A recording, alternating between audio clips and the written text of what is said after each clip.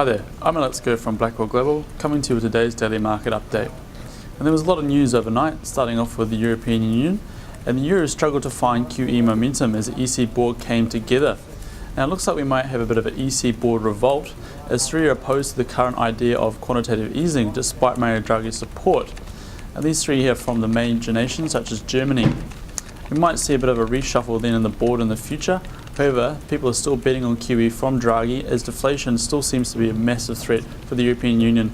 It's likely though that we will see some appreciation in the euro in the short term, but long term we're probably going to see some depreciation in the euro though. Moving across to Japan, and Abenomics looks to be in the lead in the political race, and it's set to stand until 2018, with election forecasts showing Abenomics having a strong majority in the Japanese House.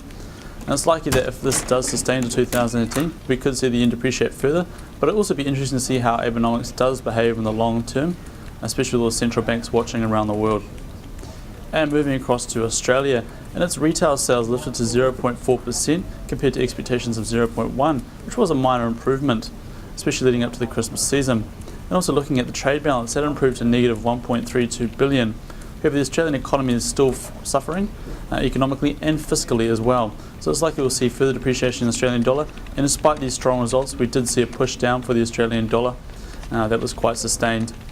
And looking at Canada, their IVPMI data lifted to 56.9, which is a strong reading for the Canadian dollar.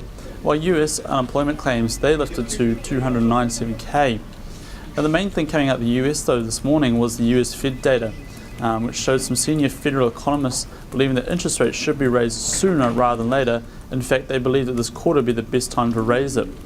Obviously, in the long term, we may see them lift in the early stages of 2015, and this would be ideal for anyone betting on the US dollar.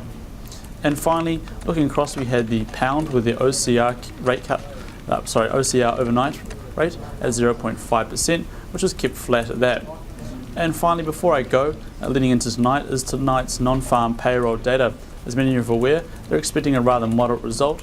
However, trading volatility will be heavy. Enjoy. I'm Alex Ger, and that's what we have time for today. Thank you for watching.